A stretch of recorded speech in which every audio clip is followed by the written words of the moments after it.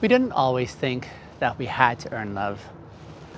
I think that idea came far later. See, before that, we just were.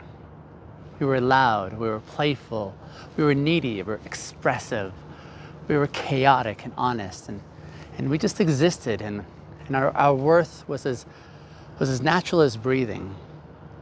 And then slowly, something shifted, and love started to feel like this negotiation, and approval started to feeling like payment, and presence started coming with these terms and conditions. And so we started doing the math that children should never have to do. We started saying things like, if I'm good, then I get attention. If I'm helpful, then I'm safe. If I don't cry, then they'll stay. Or if I excel, then they'll love me. And then we stopped being beings. We became brokers of sorts. Here at Uber Bintegers, we don't fix people. We help free them through integrity and intimacy. But let's unpack a little bit how worth became this transaction. Because I don't think it was always this way. See, we weren't born calculating. We were born connecting. We were born worthy. We were born whole. But then bit by bit, we learned that our full selves didn't always keep us connected. See, sometimes our emotions were too much. Sometimes our joy was too loud. Sometimes our anger was disrespectful. Sometimes our tears made people feel uncomfortable. Sometimes our questions were, they just disrupted the harmony that existed. And so we learned to adjust, and we dimmed ourselves. We shaped ourselves. We edited, we offered, we gave up the parts of ourselves that got us closeness. And then we hid the parts that brought distance. And in doing so, we internalized a really dangerous message. And that is, if I want to be loved, I need to give something first. See, that was the moment worth became this transaction. And maybe it wasn't a dramatic shift. Maybe no one sat us down and said, you're only lovable when you behave, right? But we felt it. We felt it when the warmth disappeared after maybe we disappointed someone. We felt it when our sadness was met with silence. We felt it when the good grades got the celebration, but our heartbreak got dismissed.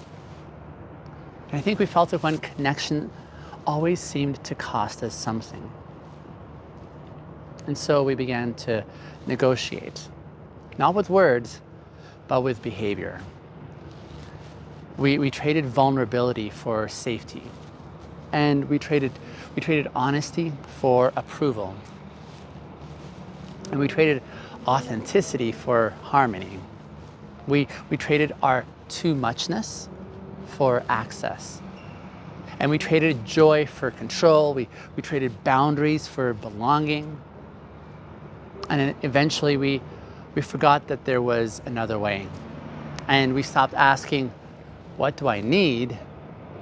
And instead we only asked, what do I need to do so that I'm not abandoned? Right? We didn't say, here I am.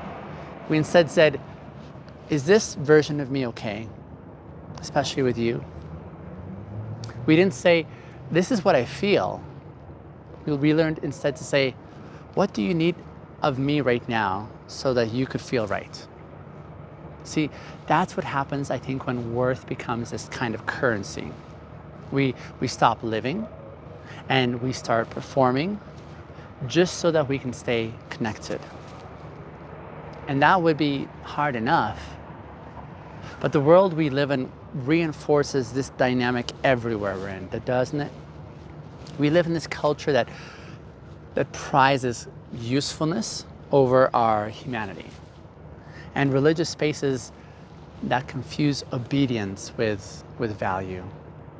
And then we have workplaces that only recognize output, but never our inner well-being. And then we're in these relationships where love is withheld when needs are expressed. I think it's everywhere. And frankly, it's exhausting, because we're not just trying to be good people. No, I think we're trying to be accepted people. We're trying to be people who are kept, approved of kind of people, loved kind of people. And I mean, the cost of all this, it's our selfhood. We, in essence, forget how to say no. And we forget what it is that we even want. We forget how to rest. We forget what true delight feels like without any of the pressure, right? And we forget that love, like the real kind of love, was never supposed to cost this much of us. See, we're constantly asking ourselves, have I earned it yet? Was that enough? Did I show up in the right way? Or was that too much maybe? Should I maybe have said less? Will they leave me now? That's not love. I would say that's indebtedness. And we deserve better. But to get there, we need to name what we've been doing all along.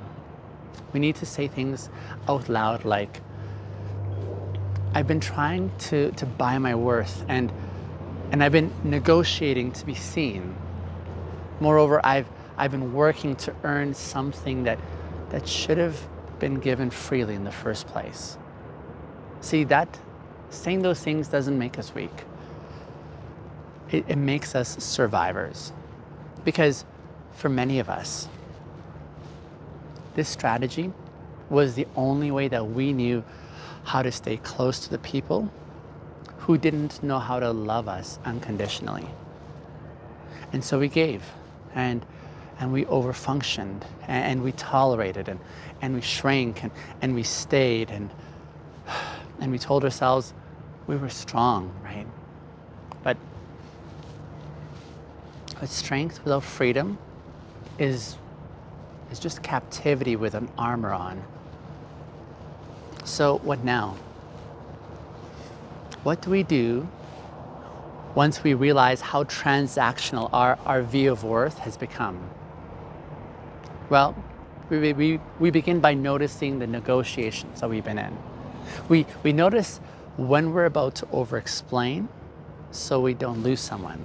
We notice when we offer help so we won't feel replaceable, right? We notice when we stay silent so we don't risk being too much. We notice when we say yes with our mouths, but our bodies are screaming no. And in that moment, we pause and we remind ourselves that love is not a currency, and I am not a product. And my truth is not a debt. My presence is not a payment. See, we start small. We speak a little more honestly, even if it's shaky, and we say no, even when we're afraid that it might cost us, and we receive care without trying to immediately repay it again. We learn to rest without explaining it. We ask ourselves, if I knew that I was already worthy, what would I not be doing right now? See, that's how we begin to disrupt this transaction. And I want to say this gently. Some people in our lives will not like this, because the version of us that they were closest to was the one that always paid first. It was the one that gave more than they had. It was the version of us who bent over, the one who served and tolerated and hustled and entertained and affirmed and stayed available at the expense of our soul. And so when we stop paying, Some of those connections will feel the tension, but that's not our failure. That's, in essence, the system we've been in recalibrating.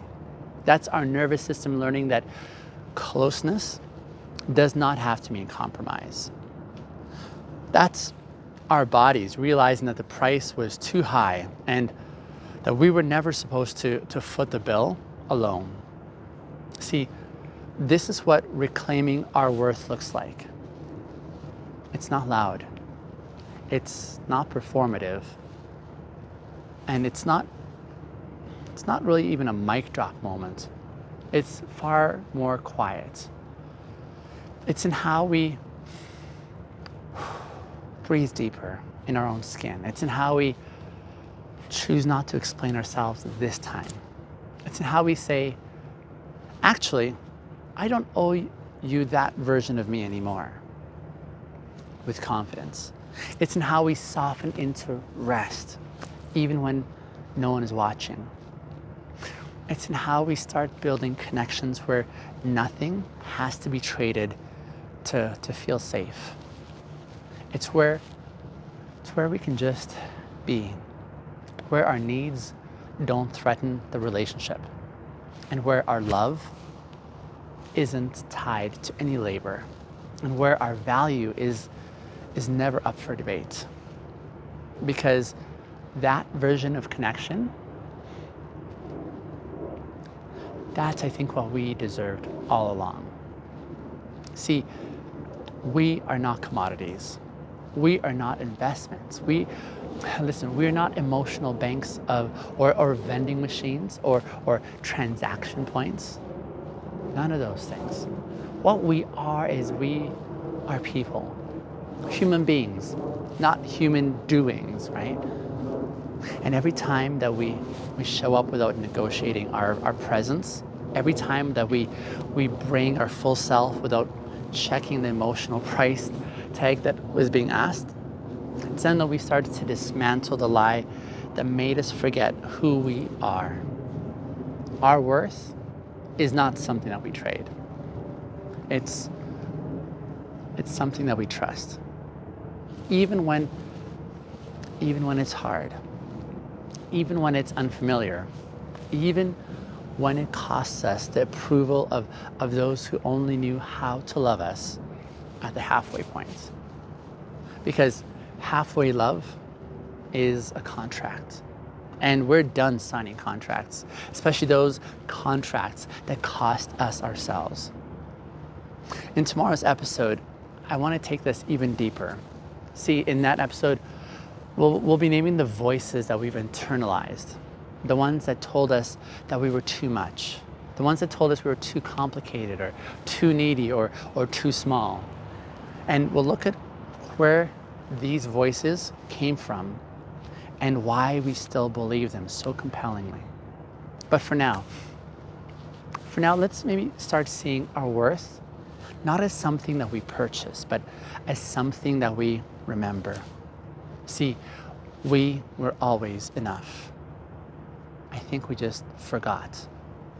And we don't owe anything to remember it now. I hope this has served you well for today. Come find me tomorrow on this episode. Bye for now.